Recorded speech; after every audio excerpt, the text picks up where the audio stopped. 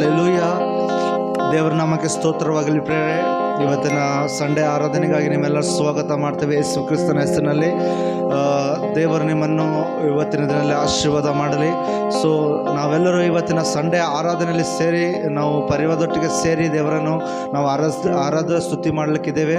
So ಸರಿಯಾದ ಸಮಯದಲ್ಲಿ ನೀವು ಜಾಯ್ನ್ ಆಗುವಂಥರಾಗಿರಿ. ದೇವರಿಗೆ ನಾವು ಎಲ್ಲರೂ ಸೇರಿ ಪರಿವಾರದೊಟ್ಟಿಗೆ ನಾವು ವಂದನೆ ಸಲ್ಲಿಸುವಂಥರಾಗೋಣ. ಸೊ ದೇವರಿಗೆ ನಾವು ಸ್ತೋತ್ರ ಸಲ್ಲಿಸೋಣ. ಅದಾದ ಮೇಲೆ ದೇವರಿಗೆ ಆರಾಧಿಸುವಂಥರಾಗೋಣ ಮತ್ತು ನಾವು ಸ್ತುತಿ ಮಾಡುವಂಥರಾಗೋಣ. ಕರ್ತನ ಮಾಡಿದ ಎಷ್ಟು ದಿನ ಮಾಡಿದ ಉಪಕಾರಗಳನ್ನು ನೆನೆಸಿಕೊಳ್ಳುವಂಥರಾಗೋಣ ಪ್ರೇರೆ.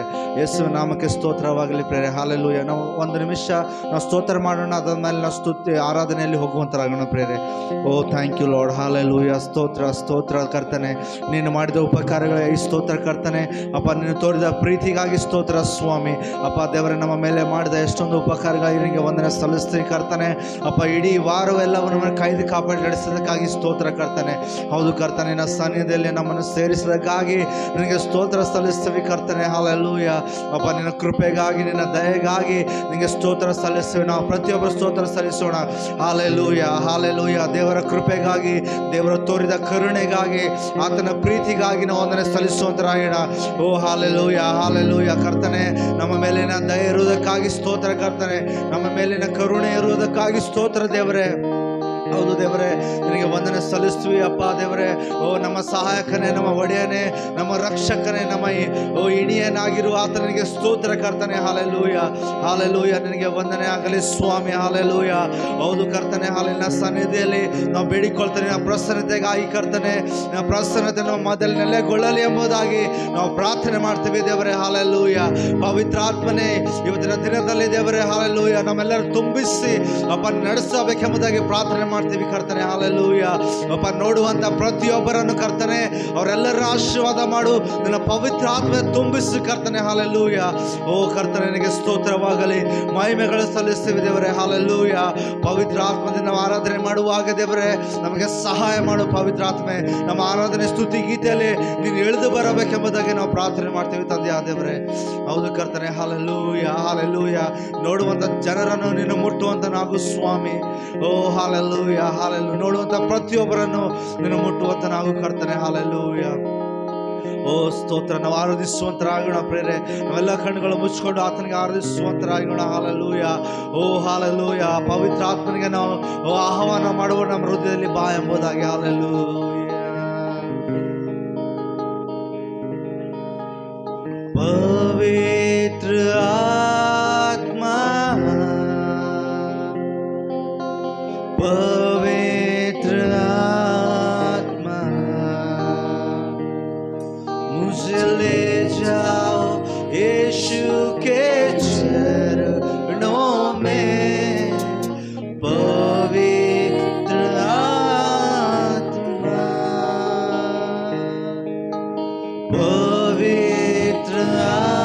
आत्मा, पवित्र आत्मा, मुझे ले जाओ यीशु के चरणों में. पवित्र आत्मा, सिर्फ तेरे लिए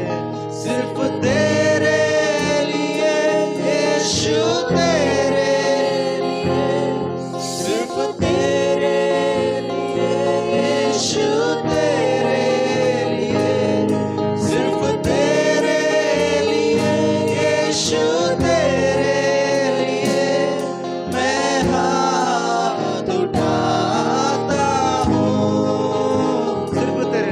सिर्फ तेरे लिए यीशु, तेरे लिए, सिर्फ तेरे लिए यीशु, तेरे लिए, सिर्फ तेरे लिए यीशु, तेरे लिए मैं हाथ उठाता हूँ.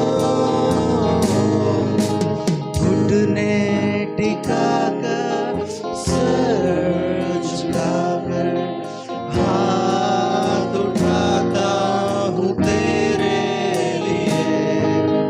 घुटने टिकाकर, सर झुका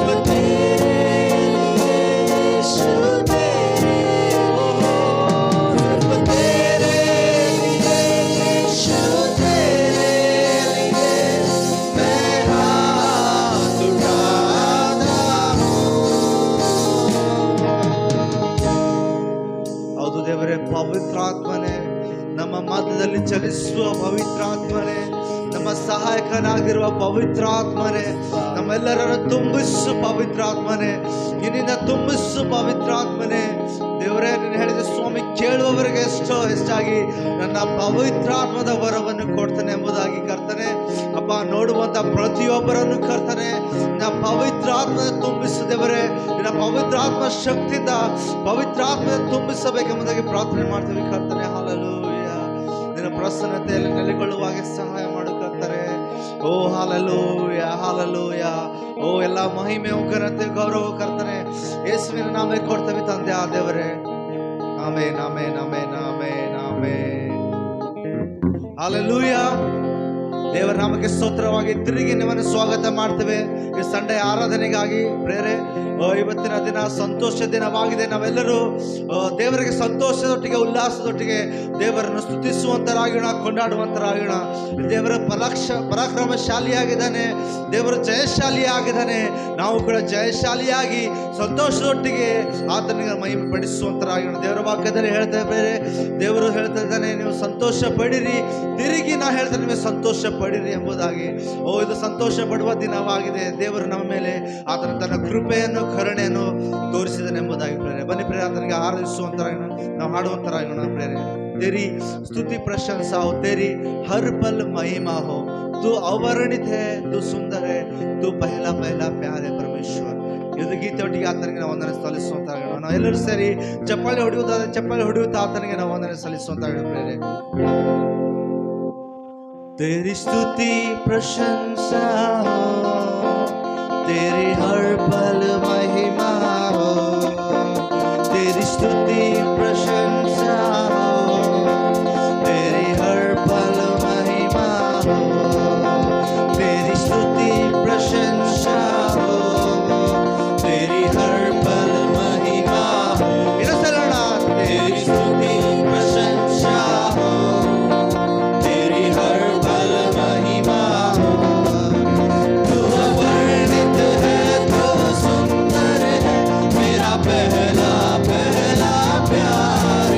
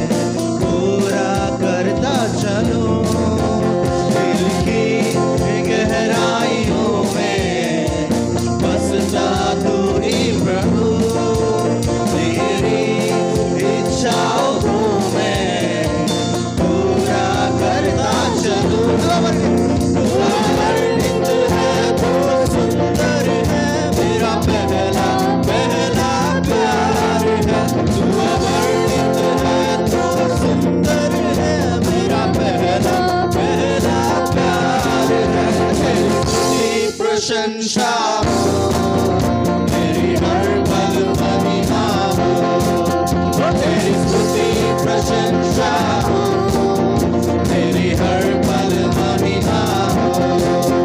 मेरी निराशाओं में मेरी आशा बना दो, मेरी खामोशियों को समझा तूने प्रभु।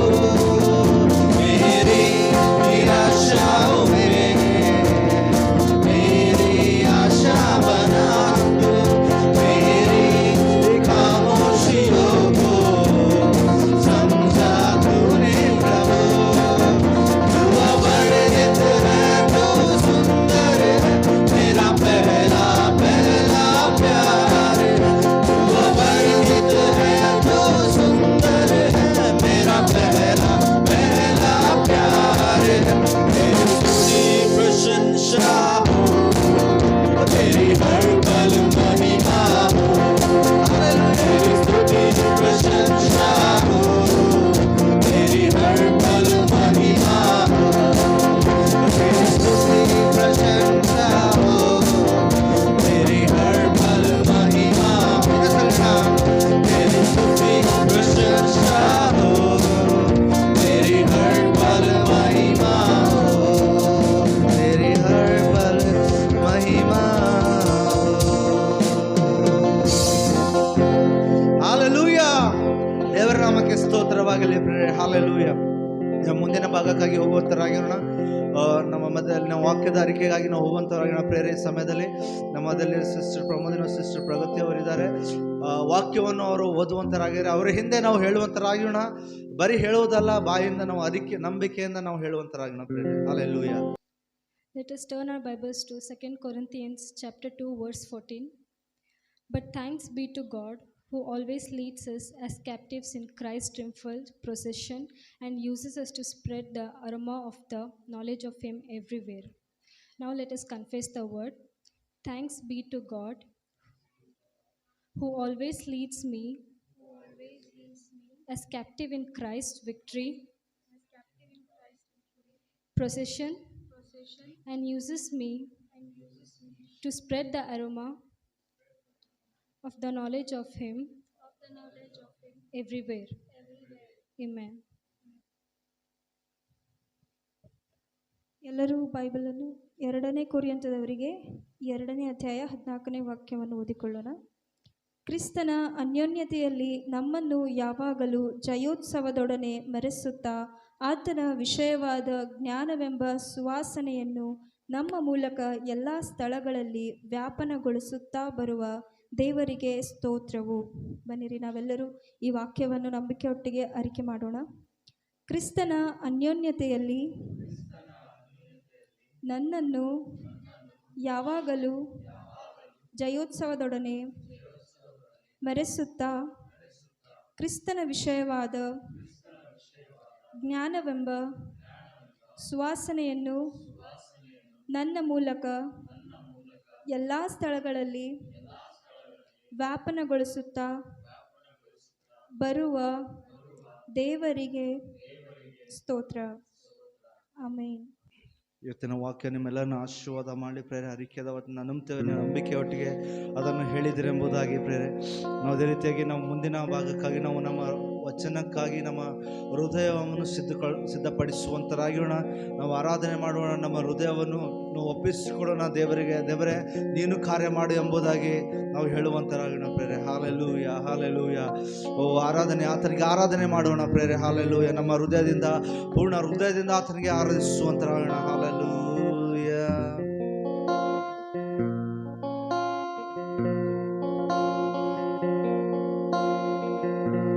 ಆರಾಧನೆ ನಿನಗೆ, ಆರಾಧನೆ ನಿನಗೆ, ಜೀವಾಂತ್ಯದೀನವೆಲ್ಲ ಆರಾಧನೆ ನಿನಗೆ, ಆರಾಧನೆ ನಿನಗೆ, ಬದುಕಿರುವ ಕ್ಷಣವೆಲ್ಲ. ಇನ್ನೊಂದು ಆರಾಧನೆ ನಿನಗೆ, ಆರಾಧನೆ ನಿನಗೆ, ಜೀವಾಂತ್ಯ ನೀನವೆಲ್ಲ. ಆರಾಧನೆ ನಿನಗೆ, ಆರಾಧನೆ ನಿನಗೆ, ಬದುಕಿರುವ ಕ್ಷಣವೆಲ್ಲ. ಆರಾಧನೆ ನಿನಗೆ, ಆರಾಧನೆ ನಿನಗೆ, ನನ್ನಾತ್ಮ ಪ್ರಾಣದಿಂದ. ಆರಾಧನೆ ನಿನಗೆ, ಆರಾಧನೆ ನಿನಗೆ, ನನ್ನಾತ್ಮ ಪ್ರಾಣದಿಂದ.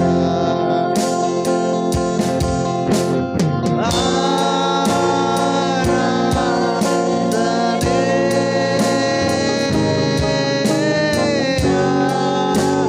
ಆರಾಧನೆ,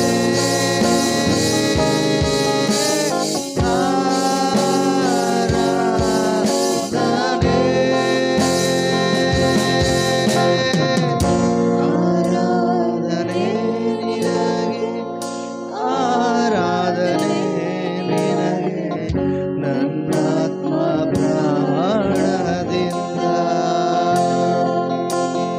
ಓ ಆರಾಧನೆ ನಿನಗೆ, ಆರಾಧನೆ ನಿನಗೆ, ನನ್ನಾತ್ಮ ಪ್ರಾಣದಿಂದ.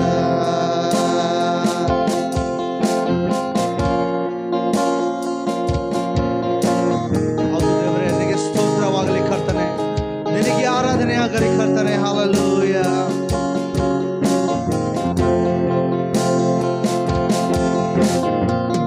ನನ್ನನ್ನು ನಡೆಸುವೆ, ನನ್ನನ್ನು ಕಾಯುವೆ, ನಿನಗೆ ಆರಾಧನೆ.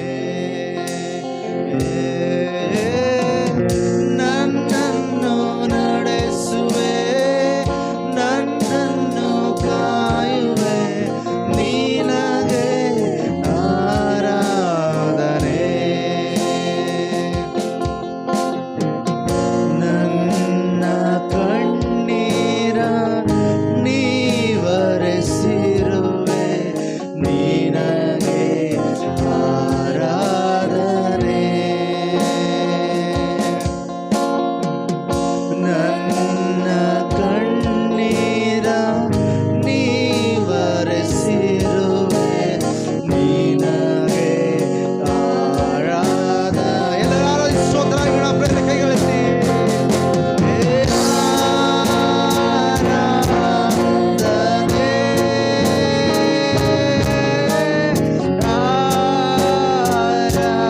ಆರಾಧನೆ, ಯೇಸುವಿಗೆ ಆರಾಧನೆ.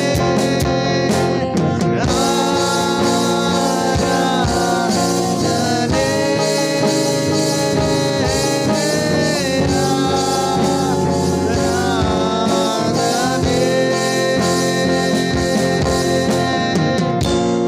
ಆರಾಧನೆ ನಿನಗೆ, ಆರಾಧನೆ ನಿನಗೆ, ನನ್ನಾತ್ಮ ಪ್ರಾಣದಿಂದ.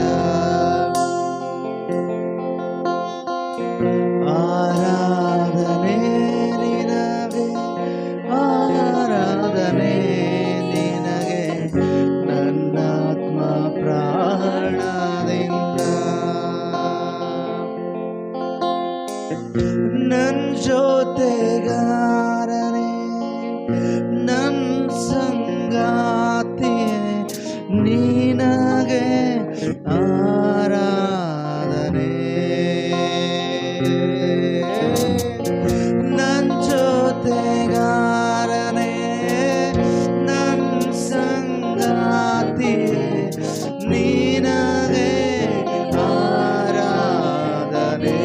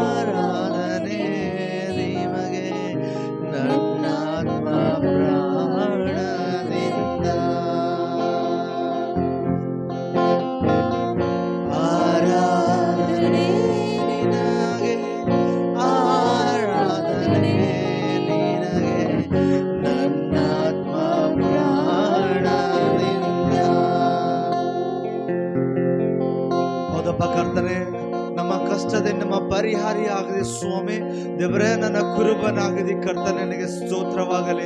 ನನ್ನ ಕಣ್ಣೀರೆಲ್ಲ ಒರೆಸಿದೆ ದೇವರೇ, ಅದಕ್ಕಾಗಿ ನಿನಗೆ ಸ್ತೋತ್ರ ಕರ್ತನೆ. ಹೌದು ಕರ್ತನೆ, ಹಾಲೆಲ್ಲೂಯ. ನನ್ನ ಪ್ರಾಣ ಪ್ರಿಯನೇ ಅಪ್ಪ, ನಮ್ಮ ರಕ್ಷಿಸುವ ಆತ ನಿನಗೆ ಸ್ತೋತ್ರ, ಹಾಲೆಲ್ಲೂಯ. ಓ ನಿನಗೆ ಆರಾಧನೆ ಸಲ್ಲಿಸಲಿ ಕರ್ತನೆ, ಹಾಲೆಲ್ಲೂಯ. ಹೌದು ಕರ್ತನೆ, ಓ ಜೀವಂತ ದಿನವೆಲ್ಲ ಕರ್ತನೆ ನಿನಗೆ ಆರಾಧನೆ ಮಾಡುವ ಕೃಪೆ ನಮಗೆ ಕೊಡು ಸ್ವಾಮಿ. ಹೌದು ಕರ್ತನೆ, ಹಾಲೆಲ್ಲೂಯ. ನನ್ನ ಕಷ್ಟದ ನನ್ನ ಪರಿಹಾರವಾಗಿದೆ ಸ್ವಾಮಿ. ಹೌದು ಕರ್ತನೆ, ನನ್ನ ಸಹಾಯಕನಾಗಿದೆ ಕರ್ತನೆ, ಹಾಲೆಲ್ಲೂಯ.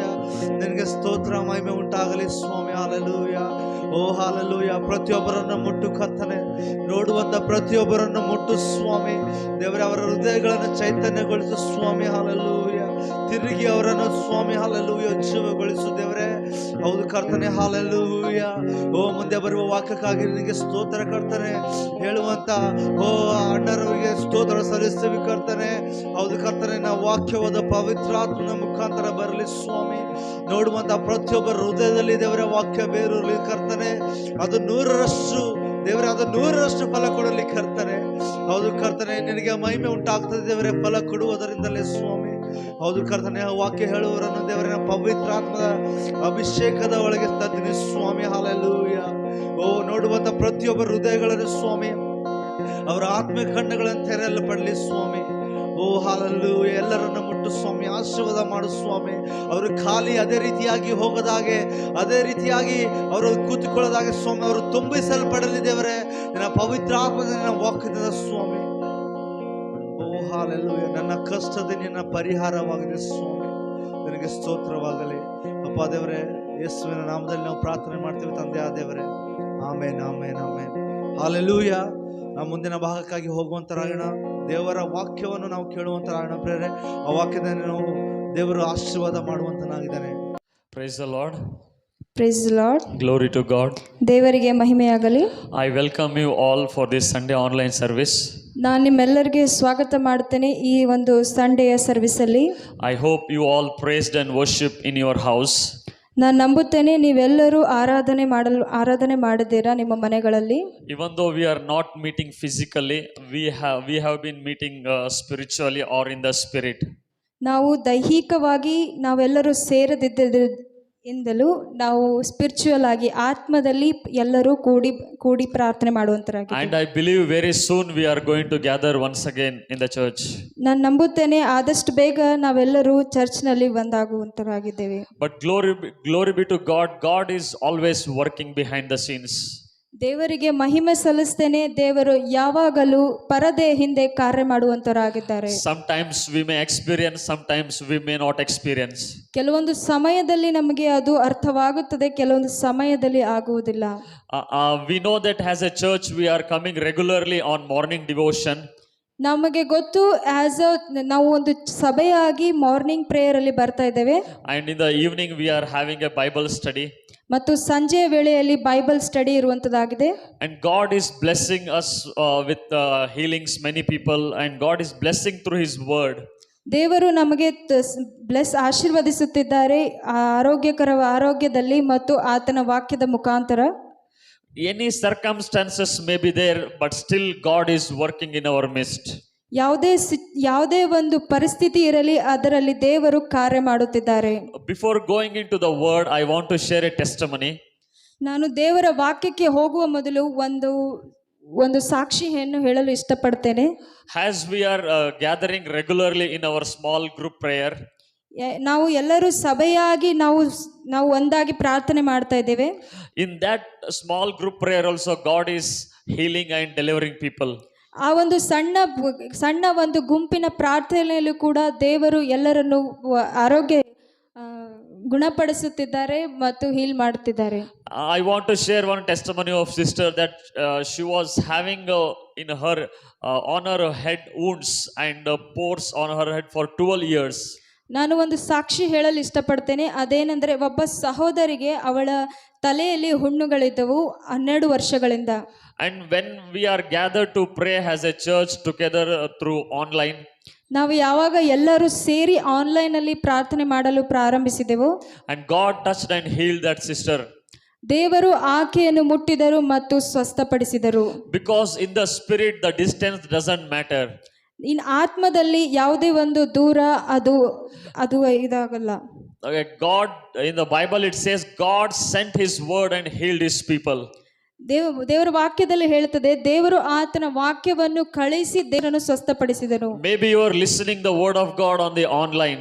ನೀವೆಲ್ಲರೂ ಈ ಆನ್ಲೈನ್ ಅಲ್ಲಿ ದೇವರ ವಾಕ್ಯವನ್ನು ಕೇಳ್ತಾ ಇದ್ದೀರಾ. But when you receive by faith and when you respond to it, ಯಾವಾಗ ನೀವು ಆ ವಾಕ್ಯವನ್ನು ನಂಬಿಕೆಯಿಂದ ತೆಗೆದುಕೊಂಡು ಅದಕ್ಕೆ ರೆಸ್ಪಾಂಡ್ ಮಾಡ್ತೀರಾ.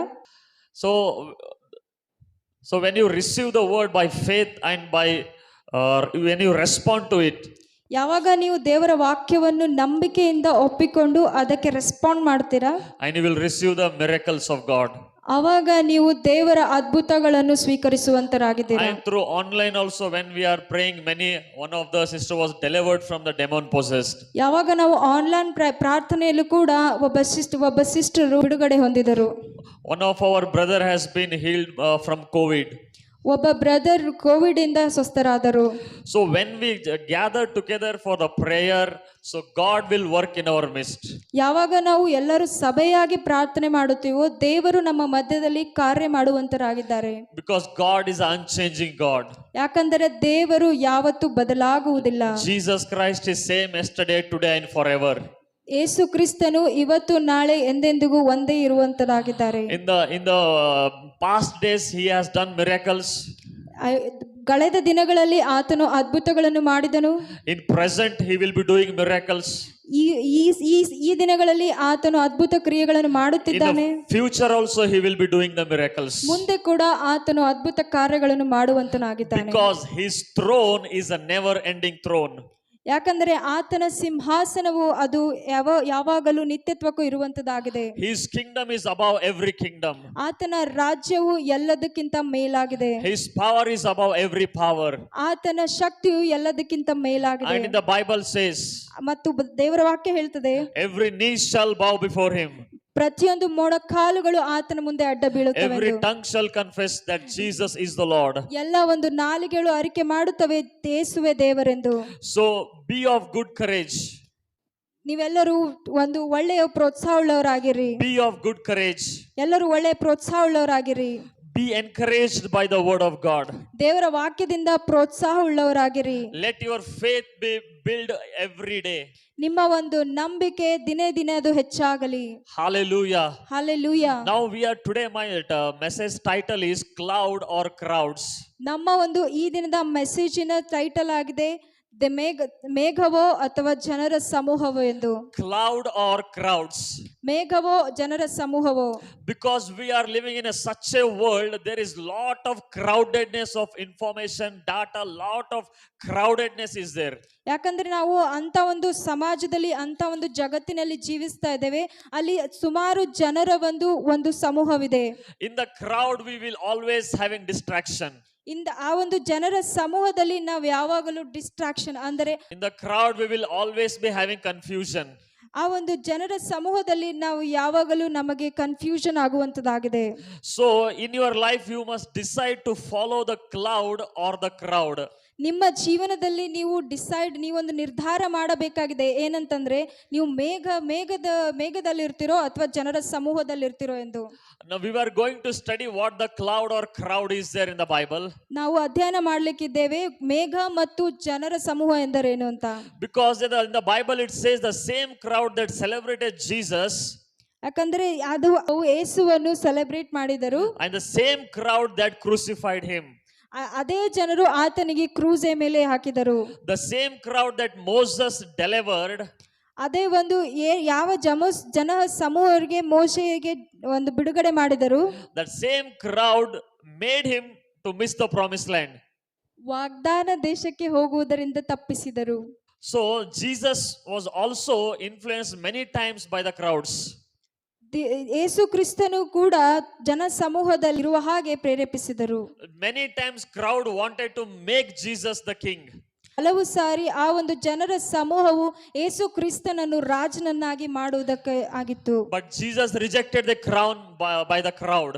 ಆದರೆ ದೇವರು ಯೇಸು ಕ್ರಿಸ್ತನು ಆ ಒಂದು ಕಿರೀಟವನ್ನು ತಿರಸ್ಕರಿಸಿದರು ಜನರ ಸಮೂಹದಿಂದ Because ಬರುವುದನ್ನು. crowd always distracts from our destiny. ಯಾಕಂದ್ರೆ ಜನರ ಸಮೂಹವು ಅದು ಯಾವಾಗಲೂ ನಮಗೆ distract ಮಾಡುವಂತದಾಗಿದೆ. That is why in the Bible we see Jesus often goes alone and prays. ಅದಕ್ಕಾಗಿ ನಾವು ಬೈಬಲ್ ಸತ್ಯವೇದದಲ್ಲಿ ನೋಡ್ತೇವೆ ಯಾವಾಗಲೂ ಯೇಸು ಕ್ರಿಸ್ತನು ಒಬ್ಬರೇ ಹೋಗಿ ಪ್ರಾರ್ಥನೆ ಮಾಡುತ್ತಿದ್ದರು. That is why leave the crowd and join the cloud.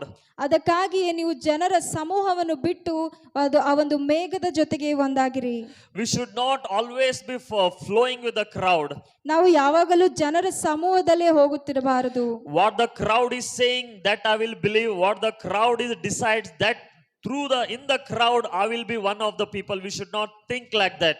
ಯಾವಾಗ ನಾನು ಜನರ ಸಮೂಹವನ್ನೇ ಜನರು ಏನು ಹೇಳ್ತಾರೆ ಅದನ್ನೇ ಕೇಳ್ತೀನಿ, ಅವರು ಏನು ಡಿಸೈಡ್ ಮಾಡ್ತಾರೋ ನಾನು ಅದನ್ನೇ ಡಿಸೈಡ್ ಮಾಡ್ತೇನೆ ಅನ್ನೋದು ತರ ನಾವಿರಬಾರದು. We should be very careful how we are surrounded, with what people we are surrounded and what we are listening. ನಾವು ತುಂಬಾ ಕೇರ್ಫುಲ್ ಆಗಿರ್ಬೇಕಾಗಿದೆ. ನಾವು ಯಾವ ಜನರ ಮಧ್ಯದಲ್ಲಿದ್ದೇವೆ, ನಾವು ಏನನ್ನ ಕೇಳ್ತಾ ಇದ್ದೇವೆಂದು. Because today we are seeing in the mobile, in WhatsApp, in Facebook, there are a lot of information and our mind is crowded with many informations. ಇವಾಗ ನಾವು ಮೊಬೈಲ್ ಅಲ್ಲಿ ನೋಡ್ತಾ ಇರ್ತೇವೆ ಮತ್ತು ಕೆಲವೊಂದು ತುಂಬಾ ಇಂಟರ್ನೆಟ್ ಗಳಲ್ಲಿ ನೋಡ್ತಾ ಇರ್ತೇವೆ. ಆ ಎಲ್ಲ ಒಂದು ವಿಷಯಗಳು ನಮ್ಮ ತಲೆಯಲ್ಲಿ ಇರ್ತವೆ. ಅದರಿಂದ ನಾವು ತುಂಬಾ mess ಆಗ್ಬಿಡ್ತೇವೆ. That information will influence our mind to lead our life. ಆ ಒಂದು ವಿಷಯ ನಮ್ಮ ಒಂದು ಜೀವಿತ ಪ್ರೇರಣೆ ಮಾಡ್ತದೆ, ನಮ್ಮ ಜೀವಿತವನ್ನು ಜೀವಿಸಲಿಕ್ಕೆ. That is why we should be very careful what we are hearing. ಅದಕ್ಕಾಗಿ ನಾವು ತುಂಬಾ ಕೇರ್ಫುಲ್ ಆಗಬೇಕಾಗಿದೆ ಏನು ನಾವು ಕೇಳಿಸಿಕೊಳ್ಳುತ್ತೇವೆಂದು. And in the Bible we will turn our Bibles to Hebrews chapter 12 verse 1. ಬನ್ನಿರಿ ನಾವೆಲ್ಲರೂ ಸತ್ಯವೇದವನ್ನು ತೆಗೆಯೋಣ. ಇಬ್ರಿಯರು ಬರೆದ ಪತ್ರಿಕೆ 12ನೇ ಅಧ್ಯಾಯ 1ನೇ ವಾಕ್ಯ.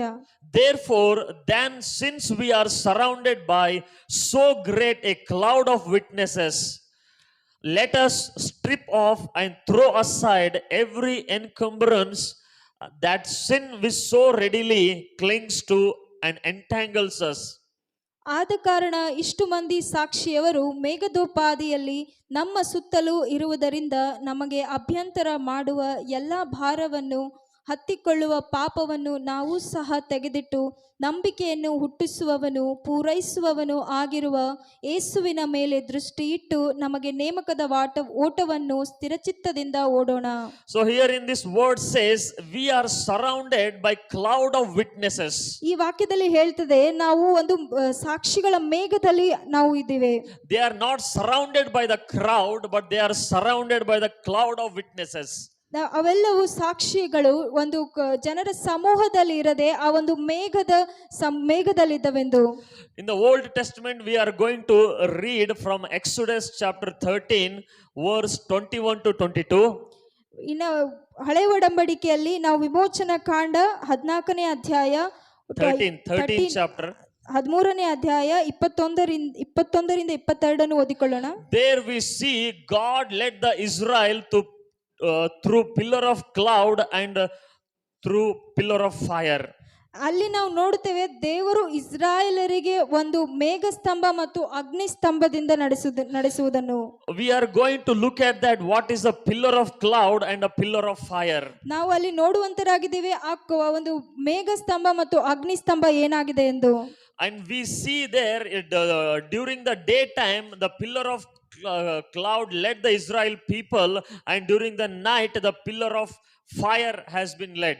ಹಗಲೊತ್ತಿನಲ್ಲಿ ಮೇಘಸ್ತಂಭವು ಇಸ್ರಾಯೇಲಿಗರಿಗೆ ನಡೆಸುವಂತದ್ದಾಗಿತ್ತು, ರಾತ್ರಿ ಹೊತ್ತಿನಲ್ಲಿ ಆ ಅಗ್ನಿಸ್ತಂಭವು ಅವರಿಗೆ ನಡೆಸುವಂತದ್ದಾಗಿತ್ತು. We are going to read from the book of Exodus chapter 13 verse 21 to 22. ನಾವು ವಿಮೋಚನಾ ಕಾಂಡ 13ನೇ ಅಧ್ಯಾಯ 21ರಿಂದ 22 ವಾಕ್ಯವನ್ನು ನೋಡಿಕೊಳ್ಳೋಣ. The Lord went before them by day in a pillar of cloud to lead them along the way, and by night in the pillar of the fire to give them light, that they might travel by day and by night. The pillar of cloud by day and the pillar of fire by night did not depart from before the people. ಯೆಹೋವನು ಹಗಲೊತ್ತಿನಲ್ಲಿ ದಾರಿ ತೋರಿಸುವುದಕ್ಕೆ ಮೇಘಸ್ತಂಭದಲ್ಲಿಯೂ ರಾತ್ರಿ ವೇಳೆಯಲ್ಲಿ ಬೆಳಕು ಕೊಡುವುದಕ್ಕೆ ಅಗ್ನಿಸ್ತಂಭದಲ್ಲಿಯೂ ಇದ್ದು ಅವರ ಮುಂಭಾಗದಲ್ಲಿ ಹೋದನು. ಈ ರೀತಿಯಲ್ಲಿ ಅವರು ಹಗಲಿರುಳು ಪ್ರಯಾಣ ಮಾಡಿದರು. ಹಗಲಲ್ಲಿ ಮೇಘಸ್ತಂಭವು, ರಾತ್ರಿಯಲ್ಲಿ ಅಗ್ನಿಸ್ತಂಭವು ಜನರ ಮುಂದೆ ತಪ್ಪದೆ ಕಾಣಿಸಿದವು. We see that Israel were delivered from the Egypt. ನಾವು ನೋಡುತ್ತೇವೆ ಅಲ್ಲಿ ಇಸ್ರಾಯೇಲರು ಯಾವಾಗ ಐಗುಪ್ತ ದೇಶದಿಂದ ಬಿಡಿಸಲ್ಪಟ್ಟರು. This Egypt represents the world. ಈ ಒಂದು ಈಜಿಪ್ಟ್ ಆ ಒಂದು ಲೋಕಕ್ಕೆ ಸೂಚಿತವಾಗಿದೆ. The Egypt represents the world system. Egypt ಆ ಒಂದು ದೇಶ ಈ ಒಂದು ಲೋಕದ ಸಿಸ್ಟಮ್ ಅನ್ನು ಹೋಲುವಂತದ್ದಾಗಿದೆ. Egypt represents the kingdom of darkness. ಆ ಒಂದು ಈಜಿಪ್ಟ್ ದೇಶವೇನಾಗಿದೆ, ಆ ಒಂದು ಕತ್ತಲೆಯ ರಾಜ್ಯವನ್ನು ತೋರಿಸುವಂತದ್ದಾಗಿದೆ. So God delivered Israel people from this darkness world.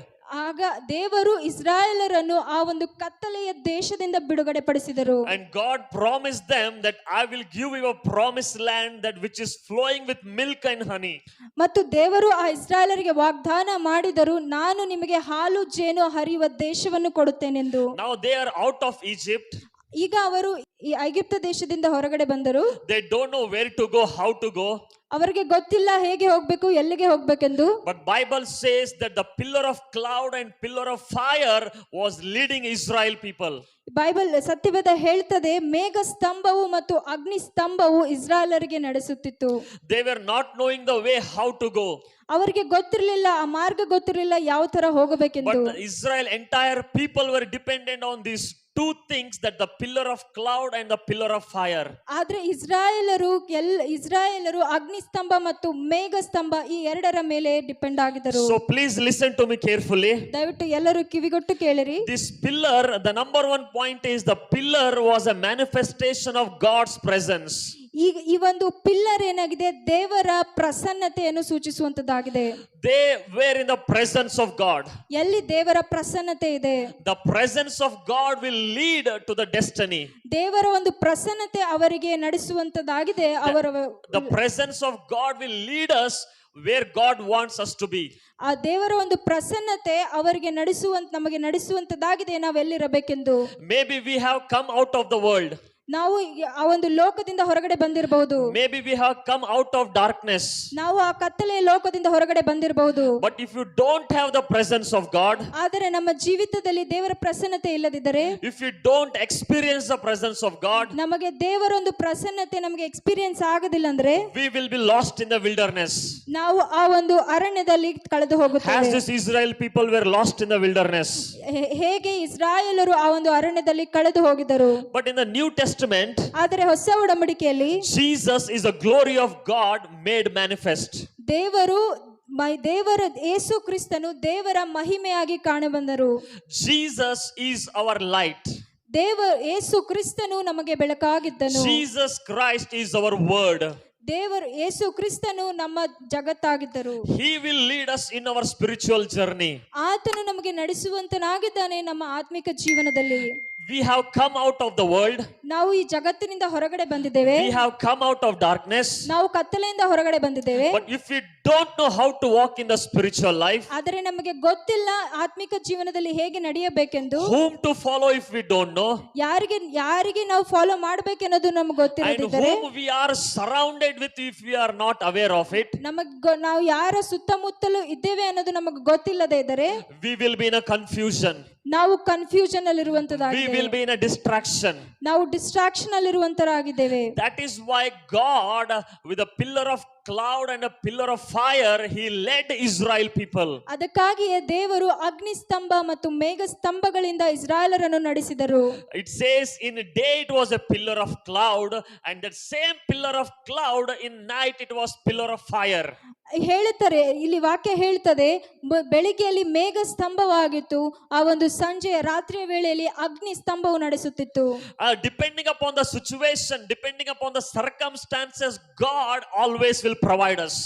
ನಮಗೆ ಒಂದು ನಮ್ಮ ಪರಿಸ್ಥಿತಿಗಳ ಅನುಸಾರವಾಗಿ ದೇವರು ನಮಗೆ ಒದಗಿಸುವಂತರಾಗಿದ್ದಾರೆ. Hallelujah. Hallelujah. So the pillar is the manifestation of God's presence.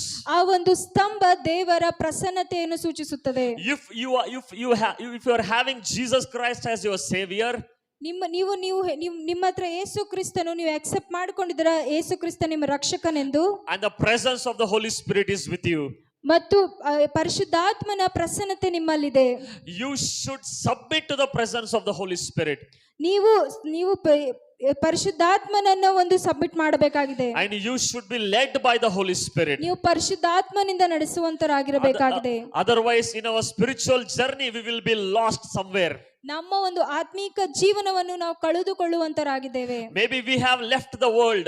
ನಾವು ಈ ಲೋಕವನ್ನು ಬಿಟ್ಟಿದ್ದೇವೆ. Maybe we have come out of darkness. ನಾವು ಕತ್ತಲೆ ಲೋಕದಿಂದ ಹೊರಗಡೆ ಬಂದಿದ್ದೇವೆ. But if we don't follow the word of God and the Holy Spirit, ಆದರೆ ನೀವು ದೇವರ ವಾಕ್ಯವನ್ನು ಮತ್ತು ಪರಿಶುದ್ಧಾತ್ಮನನ್ನು ಅನುಸಾರವಾಗಿ ನಡೆಯದಿದ್ದರೆ, as Israel people were dead in the wilderness, ಹೇಗೆ ಇಸ್ರಾಯೇಲರು ಆ ಒಂದು ಅರಣ್ಯದಲ್ಲಿ ಸತ್ತು ಹೋದರೋ, and the God who brought them out of Egypt, the same God made them to die. ಯಾವ ದೇವರು ಆ ಒಂದು ಈಜಿಪ್ಟ್ ದೇಶದಿಂದ ಅವರನ್ನು ಕರೆದುಕೊಂಡು ಬಂದರೋ ಅದೇ ದೇವರು ಅವರನ್ನು ಸಾಯುವ ಹಾಗೆ, Because they were having unbelief in their heart. ಯಾಕಂದರೆ ಅವರಲ್ಲಿ ಅಪನಂಬಿಕೆ ಇತ್ತು ಅವರ ಹೃದಯದಲ್ಲಿ.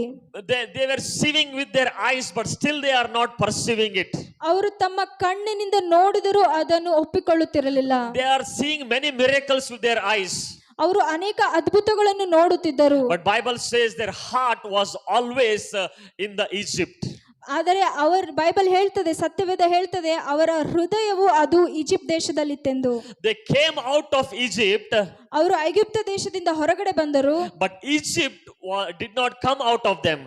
ಆದರೆ ಅವರೊಳಗಿದ್ದ ಆ ಒಂದು ಐಗುಪ್ತ ದೇಶ ಇನ್ನು ಅವರಿಂದ ಹೊರಗಡೆ ಬಂದಿರಲಿಲ್ಲ. That is why it is very important in our spiritual life to go through the presence of God. ಅದಕ್ಕೆ ನಮ್ಮ ಆತ್ಮಿಕ ಜೀವನದಲ್ಲಿ ಅದು ತುಂಬಾ ಮುಖ್ಯವಾಗಿದೆ, ನಾವು ಆತ್ಮಿಕ ಪರಿಶುದ್ಧಾತ್ಮನ ಅನುಸಾರವಾಗಿ ನಡೆಯುವುದು. So second thing we will see, ಎರಡನೇ ಅಂಶವನ್ನು ನೋಡುವಂತರಾಗಿರೋಣ. the pillar was not given until the Israel were delivered from Egypt. ಆ ಒಂದು ಸ್ತಂಭಗಳು ಅವರಿಗೆ ಕೊಡಲ್ಪಟ್ಟಿದ್ದಿಲ್ಲ ಎಲ್ಲಿವರೆಗೂ ಅವರು ಐಗುಪ್ತ ದೇಶದಿಂದ ಹೊರಗಡೆ ಬಂದಿಲ್ಲ. See, until we have not come out of the world, we will not going to have the Holy Spirit or presence of God. ನಾವು ಎಲ್ಲಿವರೆಗೂ ಈ ಲೋಕದಿಂದ ನಾವು ಹೊರಗಡೆ ಬರೋದಿಲ್ವೋ ಅಲ್ಲಿವರೆಗೂ ನಾವು ಪರಿಶುದ್ಧಾತ್ಮನನ್ನು ಆತನ ಪ್ರಸನ್ನತೆಯನ್ನು ಅನುಭವಿಸಲಿಕ್ಕೆ ಆಗುವುದಿಲ್ಲ. If you are thinking like the world and behaving like the world, ನೀವು ಲೋಕದಂತೆ ನಡೆದುಕೊಂಡರೆ ಮತ್ತು ಅವರ ಹಾಗೆ ಯೋಚಿಸಿದರೆ, we may not be having leading or guidance of the Holy Spirit. ನಮಗೆ ಪರಿಶುದ್ಧಾತ್ಮನ ಒಂದು ಗೈಡೆನ್ಸ್ ಸಿಗುವುದಿಲ್ಲ. Here Bible says the pillar was not given until the Israel were delivered from the Egypt. ಸತ್ಯವೇದ ಹೇಳ್ತದೆ, ಆ ಒಂದು ಸ್ತಂಭಗಳು ಅವರಿಗೆ ಕೊಡಲ್ಪಟ್ಟಿಲ್ಲ ಎಲ್ಲಿವರೆಗೂ ಅವರು ಐಗುಪ್ತ ದೇಶದಿಂದ ಹೊರಗಡೆ ಬಂದರು. Listen to me carefully. ಎಚ್ಚರದಿಂದ ಕೇಳಿಸಿಕೊಳ್ಳಿರಿ. Here before they are coming out of Egypt, ಅವರು ಐಗುಪ್ತ ದೇಶದಿಂದ ಹೊರಗಡೆ ಬರೋಕಿನ ಮುಂಚೆ God instructed them one thing before coming out of the Egypt. ದೇವರು ಅವರಿಗೆ ಒಂದು ಮುಖ್ಯವಾದ ವಿಷಯವನ್ನು ಹೇಳಿದರು, that they should slay the lamb. They should slay the Passover lamb. ಅವರಿಗೆ ಇನ್ಸ್ಟ್ರಕ್ಟ್ ಮಾಡಿದರು ಏನಂದ್ರೆ, ಒಂದು ಯಜ್ಞದ ಕುರಿಮರಿಯನ್ನು ವಧಿಸಲ್ಪಡಬೇಕಾಗಿತ್ತು. That means for our sin Jesus Christ shed his precious blood. ಹಾಗಂದರೆ ನಮ್ಮ ಒಂದು ಪಾಪಗಳಿಗಾಗಿ ಯೇಸು ಕ್ರಿಸ್ತನು ಆತನ ರಕ್ತವನ್ನು ಹರಿಸಿದನು. You could not receive the Spirit until you trusted Christ. ನೀವು ಆ ಒಂದು ಪರಿಶುದ್ಧಾತ್ಮನನ್ನು ನೀವು ರಿಸೀವ್ ಮಾಡ್ಕೊಳ್ಳಿಕ್ಕೆ ಆಗೋದಿಲ್ಲ ಎಲ್ಲಿವರೆಗೂ ನೀವು ಯೇಸು ಕ್ರಿಸ್ತನನ್ನು accept ಮಾಡಿಕೊಳ್ಳುತ್ತಿಲ್ಲ. You should believe that Jesus is Savior of my life. ನೀವು ನಂಬಬೇಕಾಗಿದೆ ಯೇಸು ಕ್ರಿಸ್ತನೇ ನಮ್ಮ ರಕ್ಷಕನೆಂದು. When you believe that Jesus is your Lord, ಯಾವಾಗ ನೀವು ಯೇಸು ಕ್ರಿಸ್ತನನ್ನು ನಿಮ್ಮ ದೇವರೆಂದು ರಕ್ಷಕನೆಂದು ನಂಬುತ್ತೀರೋ, then God will send the Holy Spirit. ಅವಾಗ ದೇವರು ಪರಿಶುದ್ಧಾತ್ಮನನ್ನು ನಿಮ್ಮಲ್ಲಿ ಕಳಿಸುವಂತರಾಗಿದ್ದಾರೆ. When you repent of your sin and come to God, ಯಾವಾಗ ನೀವು ಪಶ್ಚಾತ್ತಾಪ ಪಟ್ಟು ನಿಮ್ಮ ಪಾಪಗಳನ್ನು ಒಪ್ಪಿಕೊಂಡು ದೇವರ ಬಳಿಗೆ ಬರುತ್ತೀರೋ, and God will send the Holy Spirit to guide you and lead you. ಮತ್ತು ದೇವರು ಪರಿಶುದ್ಧಾತ್ಮನನ್ನು ಕಳಿಸುತ್ತಾರೆ ನಿಮ್ಮನ್ನು ನಡೆಸಲು. So here we see the pillar was not given. That means the pillar of cloud and fire was not there until they came out of Egypt. ಇಲ್ಲಿ ನಾವು ನೋಡುತ್ತೇವೆ ಸ್ತಂಭ ಅಂದರೆ ಮೇಘ ಸ್ತಂಭ ಅಗ್ನಿ ಸ್ತಂಭವಿರಲಿಲ್ಲ ಎಲ್ಲಿವರೆಗೂ ಇಸ್ರಾಯೇಲರು ಐಗುಪ್ತ ದೇಶದಿಂದ ಹೊರಗಡೆ ಬಂದಿಲ್ಲವೋ. That is why in the New Testament we see that many times it says, do not follow the world, do not follow the pattern of the world. ನಾವು ಇಲ್ಲಿ ಹೊಸ ಒಡಂಬಡಿಕೆಯಲ್ಲಿ ನೋಡುತ್ತೇವೆ, ಈ ಒಂದು ಲೋಕದ ಹಾಗೆ ಅನುಸರಿಸಬೇಡಿರಿ, ಲೋಕದ ನಿಯಮಗಳನ್ನು ಅನುಸರಿಸಬೇಡಿರಿ. Because you are not of the world. ಯಾಕೆಂದರೆ ನೀವು ಲೋಕದವರಲ್ಲ. Even though you are in the world, ನೀವು ಈ ಲೋಕದಲ್ಲಿದ್ದರೂ but you are not of the world. ಆದರೆ ಲೋಕದವರಲ್ಲ. Hallelujah. Hallelujah. So we are blessed with the Holy Spirit. ನಾವು ಪರಿಶುದ್ಧಾತ್ಮನಿಂದ ಆಶೀರ್ವದಿಸಲ್ಪಟ್ಟಿದ್ದೇವೆ. We have given the word of God ನಮಗೆ ದೇವರ ವಾಕ್ಯ ಕೊಡಲ್ಪಟ್ಟಿದೆ. to go to this journey of spiritual. ಈ ಒಂದು ಆತ್ಮಿಕ ಜೀವನದಲ್ಲಿ ನಾವು ಮುಂದುವರಿಸಲು ಕೊಡಲ್ಪಟ್ಟಿದೆ. We do not need to depend on our strength to go in this spiritual journey. ನಾವು ನಮ್ಮ ಸ್ವಬಲದ ಮೇಲೆ ಡಿಪೆಂಡ್ ಆಗುವಂತಿಲ್ಲ. ನಮಗೆ ದೇವರ ಅದು ವಾಕ್ಯ ಮತ್ತು ಪರಿಶುದ್ಧಾತ್ಮನನ್ನು ಕೊಡಲ್ಪಟ್ಟಿದೆ. If we depend on our strength, on our talent, then we are going to fail. ನಾವು ಯಾವಾಗ ಸ್ವಬಲದ ಮೇಲೆ ಮತ್ತು ನಮ್ಮ ತಿಳುವಳಿಕೆಯ ಮೇಲೆ ಡಿಪೆಂಡ್ ಆಗಿರ್ತೀವೋ ಆವಾಗ ನಾವು ಬಿದ್ದು ಹೋಗುತ್ತೇವೆ. That's why we need the Holy Spirit. ಅದಕ್ಕಾಗಿಯೇ ನಮಗೆ ಪರಿಶುದ್ಧಾತ್ಮನು ಬೇಕು. And the third thing we see here, the pillar was a gift of God. ಇಲ್ಲಿ ಮೂರನೇ ವಿಷಯ ನಾವು ನೋಡುತ್ತೇವೆ, pillar ಅದವಾಗಿತ್ತು. So Israel people never prayed for the pillar. ಇಸ್ರಾಯೇಲರು ಯಾವಾಗಲೂ ಅವರು ಪ್ರಾರ್ಥನೆ ಮಾಡಿದಿಲ್ಲ ಆ ಸ್ತಂಭಕ್ಕಾಗಿ. Israel people never prayed that pillar of cloud and pillar of fire, please lead us. ಇಸ್ರಾಯೇಲರು ಯಾವತ್ತೂ ಪ್ರಾರ್ಥನೆ ಮಾಡಿದಿಲ್ಲ ಆ ಮೇಘ ಸ್ತಂಭಗಳಿಂದ ಅಗ್ನಿ ಸ್ತಂಭ ನಮಗೆ ನಡೆಸಿರಿ ಎಂದು. God by his ingracious, he came in a pillar of cloud and pillar of fire, he led through in the wilderness. ದೇವರು ತನ್ನ ಮಹಿಮೆಯಿಂದ ತನ್ನ ಕರುಣೆಯಿಂದ ಆ ಒಂದು ಅಗ್ನಿ ಸ್ತಂಭವಾಗಿ ಮೇಘ ಸ್ತಂಭವಾಗಿ ಇಸ್ರಾಯೇಲರಿಗೆ ನಡೆಸಿದರು. And Jesus Christ is God's gracious gift to mankind. ಹಾಗೆಯೇ ಯೇಸು ಕ್ರಿಸ್ತನು ಮಾನವ ಕುಲಕ್ಕೆ ವರವಾಗಿ ಕೊಟ್ಟಿದ್ದಾರೆ. In Acts chapter 2:38 it says, ಅಪೊಸ್ತಲರು 2:38 ಹೇಳ್ತದೆ, in this chapter Peter says that repent and be baptized. ಪಶ್ಚಾತ್ತಾಪ ಪಟ್ಟು ನೀವು ದೀಕ್ಷಾ ಸ್ನಾನ ಮಾಡಿಸಿಕೊಳ್ಳಬೇಕು. And you will receive the gift of Holy Spirit. ನೀವು ಪರಿಶುದ್ಧಾತ್ಮನನ್ನು ವರವಾಗಿ ಹೊಂದುತ್ತೀರಾ. So gift cannot be earned, it can only be received. ಯಾವುದೇ ಒಂದು ವರ ಅದು ನಾವು ಗಳಿಸಲಿಕ್ಕೆ ಆಗೋದಿಲ್ಲ, ಅದನ್ನು ನಾವು ತೆಗೆದುಕೊಳ್ಳುವರಂತರಾಗಿದ್ದೇವೆ. If you are a believer, ನೀವು ನಂಬಿಗಸ್ತರಾಗಿದ್ದರೆ, if you believe in the Lord Jesus Christ, ನೀವು ಯೇಸು ಕ್ರಿಸ್ತನಲ್ಲಿ ನಂಬಿಕೆ ಇಟ್ಟರೆ, and you have the gift of the Holy Spirit, ಮತ್ತು ಆ ಪರಿಶುದ್ಧಾತ್ಮನ ವರ ನಿಮ್ಮಲ್ಲಿದೆ, you have the gift of the Holy Spirit, ಪರಿಶುದ್ಧಾತ್ಮನ ವರ ನಿಮ್ಮಲ್ಲಿದೆ, and that Holy Spirit will lead you, will guide you. ಪರಿಶುದ್ಧಾತ್ಮನು ನಿಮ್ಮನ್ನು ನಡೆಸುವಂತನಾಗಿದ್ದಾನೆ. Because Jesus said, I will go to my Father and I will send you another helper. ಯಾಕಂದ್ರೆ ಯೇಸು ಕ್ರಿಸ್ತನು ಹೇಳ್ತಾನೆ, ನಾನು ತಂದೆಯ ಬಳಿಗೆ ಹೋಗುತ್ತೇನೆ ಮತ್ತು ಒಬ್ಬ ಸಹಾಯಕನನ್ನು ಕಳುಹಿಸುತ್ತೇನೆಂದು. And he will teach you and guide you in all things. ಆತನು ನಿಮಗೆ ಎಲ್ಲದರಲ್ಲಿಯೂ ಕಲಿಸುವನು ಮತ್ತೆ ನಡೆಸುವನೆಂದು. If you are a Christian, then if you are not having the Spirit of God, then you are not a Christian. ನೀವು ಕ್ರೈಸ್ತರಾಗಿದ್ದೀರಾ ಮತ್ತು ದೇವರ ಆತ್ಮ ನಿಮ್ಮಲ್ಲಿ ಇಲ್ಲವೆಂದರೆ ನೀವು ಕ್ರೈಸ್ತರಲ್ಲ. Every believer has a Spirit of God. ಪ್ರತಿಯೊಬ್ಬ ನಂಬಿಗಸ್ತರು ದೇವರ ಆತ್ಮವನ್ನು ಹೊಂದಿದ್ದಾನೆ. So we will go to the next point, fourth point. ನಾವು ನಾಲ್ಕನೇ ಒಂದು ಅಂಶಕ್ಕೆ ಹೋಗೋಣ. The pillar led the way through wilderness. ಆ ಒಂದು ಸ್ತಂಭ ಅರಣ್ಯದಲ್ಲಿ ನಡೆಸಿತು. So in John chapter 14:25 it says, ಯೋಹಾನ ಯೋಹಾನ ಅಧ್ಯಾಯದಲ್ಲಿ 14ನೇ ವಾಕ್ಯ 25ನೇ ವಾಕ್ಯದಲ್ಲಿ Jesus said, Holy Spirit will come and he teach you all things. ಯೇಸು ಕ್ರಿಸ್ತನು ಹೇಳಿದರು, ಪರಿಶುದ್ಧಾತ್ಮನು ನಮಗೆ ಬಂದು ಎಲ್ಲವನ್ನು ಕಲಿಸುವಂತನಾಗಿದ್ದಾನೆ. And in 16 verse 12 it says, 16ನೇ ಅಧ್ಯಾಯ 12ನೇ ವಾಕ್ಯ ಹೇಳ್ತದೆ, it will guide you into all the truth. ಆತನು ನಿಮಗೆ ಕಲಿಸುತ್ತಾನೆ ಎಲ್ಲ ಸತ್ಯಗಳ ಬಗ್ಗೆ. So without the Holy Spirit we cannot live the spiritual life. ಪರಿಶುದ್ಧಾತ್ಮನಿಲ್ಲದೆ ನಾವ್ಯಾರು ನಮ್ಮ ಆತ್ಮಿಕ ಜೀವನವನ್ನು ನಡೆಸಲಾಗುವುದಿಲ್ಲ. That is why we need to follow the Holy Spirit. ಅದಕ್ಕಾಗಿ ನಾವು ಪರಿಶುದ್ಧಾತ್ಮನನ್ನು ಹಿಂಬಾಲಿಸಬೇಕಾಗಿದೆ. Not the crowd of teaching and information. ಯಾವುದೇ ಒಂದು ಬೇರೆ ಪ್ರಸಂಗದ ಒಂದು ಜನಸಮೂಹದ ಪ್ರಸಂಗವನ್ನಲ್ಲ. We have the Holy Spirit. ನಮ್ಮೆಲ್ಲರಲ್ಲೂ ಪರಿಶುದ್ಧಾತ್ಮನಿದ್ದಾನೆ. So we should follow the leading of the Holy Spirit. ನಾವು ಪರಿಶುದ್ಧಾತ್ಮನ ಒಂದು ಕಲಿಕೆಯನ್ನು ಹಿಂಬಾಲಿಸುವಂತರಾಗಿರಬೇಕು. How we should follow the leading of the Holy Spirit? ಹೇಗೆ ನಾವು ಆತನನ್ನು ಹಿಂಬಾಲಿಸಬೇಕು? First, by reading the word of God. ಮೊದಲನೆಯದು ದೇವರ ವಾಕ್ಯವನ್ನು ಓದುವುದರ ಮುಖಾಂತರ. By meditating the word of God. ದೇವರ ವಾಕ್ಯವನ್ನು ಧ್ಯಾನಿಸುವುದರ If ಮುಖಾಂತರ. you don't have the word of God, then Holy Spirit cannot lead you. ನಿಮ್ಮಲ್ಲಿ ದೇವರ ವಾಕ್ಯವಿಲ್ಲದಿದ್ದರೆ ಪರಿಶುದ್ಧಾತ್ಮನು ನಿಮ್ಮನ್ನು ನಡೆಸುವುದಿಲ್ಲ. And if you are not able to be led by the Holy Spirit, ನೀವು ದೇವರ ಪರಿಶುದ್ಧಾತ್ಮನಿಂದ ನಡೆಸಲಿಕ್ಕೆ ಆಗುವುದಿಲ್ಲ. as in the Bible it says that Jesus was led by the Holy Spirit in the wilderness. ಸತ್ಯವೇದದಲ್ಲಿ ಹೇಳ್ತದೆ, ಯೇಸು ಕ್ರಿಸ್ತನು ಆ ಅರಣ್ಯದಲ್ಲಿ ಪರಿಶುದ್ಧಾತ್ಮನಿಂದ ನಡೆಸಲ್ಪಟ್ಟನು. So Israel people were dependent on the pillar of cloud and fire. Wherever that led them, they used to go there. ಇಸ್ರಾಯೇಲರು ಮೇಘ ಸ್ತಂಭ ಮತ್ತು ಅಗ್ನಿ ಸ್ತಂಭಗಳ ಮೇಲೆ ಡಿಪೆಂಡ್ ಆಗಿದ್ದರು. ಎಲ್ಲೆಲ್ಲಿ ಆ ಸ್ತಂಭಗಳು ಹೋಗುತ್ತಿದ್ದವೋ ಅವರು ಅಲ್ಲಿ ಹೋಗುತ್ತಿದ್ದರು. Because in the wilderness they don't know where to go. ಅರಣ್ಯದಲ್ಲಿ ಅವರಿಗೆ ಗೊತ್ತಿಲ್ಲ ಅವರಿಗೆ ಎಲ್ಲೇ ಹೋಗಬೇಕೆಂದು. So that is why they were dependent on that pillars. ಅದಕ್ಕಾಗಿ ಅವರು ಆ ಸ್ತಂಭಗಳ ಮೇಲೆ ಡಿಪೆಂಡ್ ಆಗಿದ್ದರು. So as a believer, if you are going to walk, if you want to walk in the spiritual life, we will be dependent on the Holy Spirit. ಹೇಗೆ ನಾವು ನಂಬಿಗಸ್ತರಾಗಿದ್ದೇವೋ ನಾವು ನಮ್ಮ ಆತ್ಮಿಕ ಜೀವನದಲ್ಲಿ ನಡೆಯಬೇಕೆಂದರೆ ನಾವು ಪರಿಶುದ್ಧಾತ್ಮನ ಮೇಲೆ depend ಆಗಿರಬೇಕಾಗಿದೆ. So as a pillar led them through the wilderness, ಹೇಗೆ ಸ್ತಂಭವು ಅವರಿಗೆ ಅರಣ್ಯಕಾಂಡದಲ್ಲಿ ನಡೆಸಿತೋ, so we have the gift of the Holy Spirit and it will lead us. ನಮಗೆ ಪರಿಶುದ್ಧಾತ್ಮನ ವರವಿದೆ, ಆತನು ನಮಗೆ ಆತ್ಮಿಕ ಜೀವನದಲ್ಲಿ ನಡೆಸುವಂತನಾಗಿದ್ದಾನೆ. As in Psalms chapter 119 verse 105 it says, ಕೀರ್ತನೆಗಳು 119ನೇ ಅಧ್ಯಾಯ 107ನೇ ವಾಕ್ಯ, your word is a lamp to my feet ನಿನ್ನ ವಾಕ್ಯವು ನನ್ನ ಕಾಲಿಗೆ ಅದು ಬೆಳಕಾಗಿದೆ and a light to my path.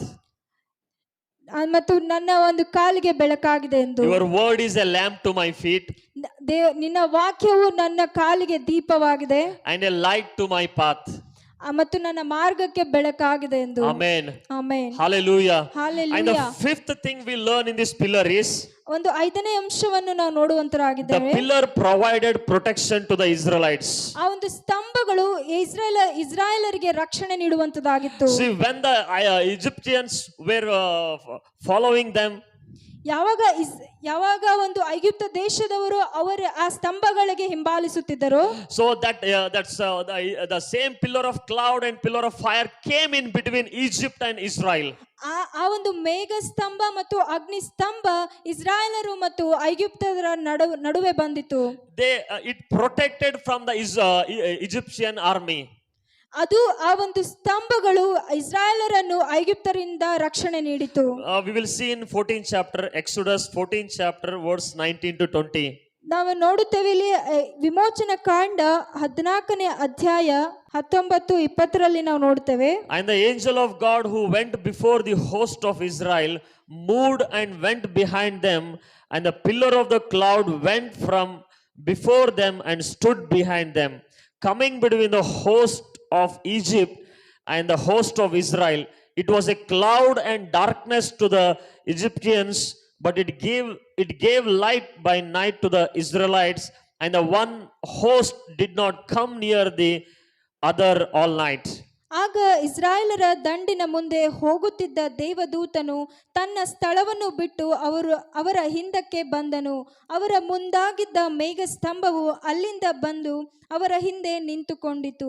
ಆ ಮೇಘಸ್ತಂಭವು ಐಗುಪ್ತರ ಪಾಳೆಯಕ್ಕೂ ಇಸ್ರಾಯೇಲರ ಪಾಳೆಯಕ್ಕೂ ನಡುವೆ ಬಂದು ಐಗುಪ್ತರಿಗೆ ಕತ್ತಲನ್ನು ಉಂಟು ಮಾಡಿದರೂ ಇಸ್ರಾಯೇಲರಿಗೋಸ್ಕರ ರಾತ್ರಿಯನ್ನು ಬೆಳಕು ಮಾಡಿತು. ಆ ರಾತ್ರಿಯೆಲ್ಲ ಒಬ್ಬರ ಹತ್ತಿರಕ್ಕೆ ಒಬ್ಬರು ಬರಲಿಲ್ಲ. Israel were never matched with the Egyptians. ಅಲ್ಲಿ ಇಸ್ರಾಯೇಲರಿಗೆ ಮತ್ತು ಐಗುಪ್ತರಿಗೆ ಯಾವತ್ತೂ ಸರಿ ಸಮಾನವಿರಲಿಲ್ಲ. These Egypt people were very strong. ಐಗುಪ್ತ ದೇಶದವರು ಬಹಳ They ಬಲಶಾಲಿಗಳಾಗಿದ್ದರು. dominated Israel. ಅವರು ಇಸ್ರಾಯೇಲರ ಮೇಲೆ ಆಳ್ವಿಕೆ ಮಾಡಿದವರು. And Israel was also fearful for the Egypt army. ಇಸ್ರಾಯೇಲರು ಕೂಡ ತುಂಬಾ ಭಯಭೀತರಾಗಿದ್ದರು ಐಗುಪ್ತ ದೇಶವರಿಂದ. But their protection was a pillar of cloud and pillar of fire. ಆದರೆ ಅವರ ಒಂದು ರಕ್ಷಣೆ ಆ ಒಂದು ಮೇಘಸ್ತಂಭ ಮತ್ತು ಅಗ್ನಿಸ್ತಂಭವಾಗಿತ್ತು. The Bible says the pillar of cloud came in between them and protected Israel.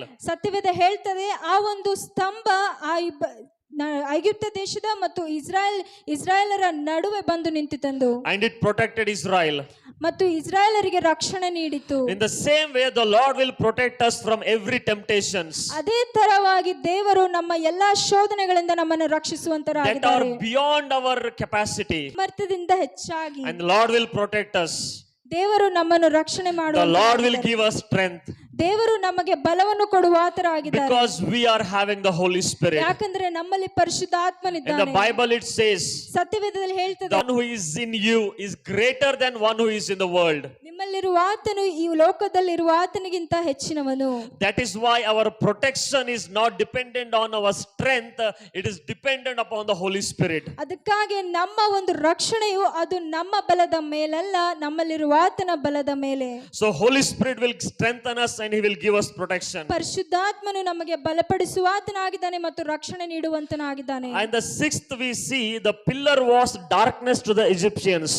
ಮತ್ತು ನಾವು 6ನೇ ಅಂಶದಲ್ಲಿ ನೋಡುತ್ತೇವೆ ಆ ಒಂದು ಸ್ತಂಭ ಕತ್ತಲೆಯಾಗಿತ್ತು ಐಗುಪ್ತ ದೇಶದವರಿಗೆ. In chapter 14 verse 24, Exodus chapter 14 verse 24, ವಿಮೋಚನ ಕಾಂಡ 14ನೇ ಅಧ್ಯಾಯ 24ನೇ ವಚನದಲ್ಲಿ ನಾವು ನೋಡುತ್ತೇವೆ. in the morning watch the Lord through the pillar of fire and cloud looked down on the host of Egyptians and discomforted them. ಬೆಳಗಿನ ಜಾವದಲ್ಲಿ ಯೆಹೋವನು ಆ ಅಗ್ನಿಸ್ತಂಭದೊಳಗಿಂದ ಐಗುಪ್ತರ ದಂಡಿನ ಕಡೆಗೆ ನೋಡಿ ಅದನ್ನು ಗಲಿಬಿಲಿ ಮಾಡಿದನು. So the same that pillar of cloud and fire which was light to the Israelites, ಅದೇ ಒಂದು ಮೇಘಸ್ತಂಭ ಅಗ್ನಿಸ್ತಂಭ ಇಸ್ರಾಯೇಲರಿಗೆ ಬೆಳಕಾಗಿತ್ತು. that was same to the Egyptians, only darkness and cloud. ಅದೇ ಸ್ತಂಭ ಐಗುಪ್ತರಿಗೆ ಅದು ಒಂದು ಕತ್ತಲೆಯದಾಗಿತ್ತು. So Bible says a natural man cannot understand spiritual things.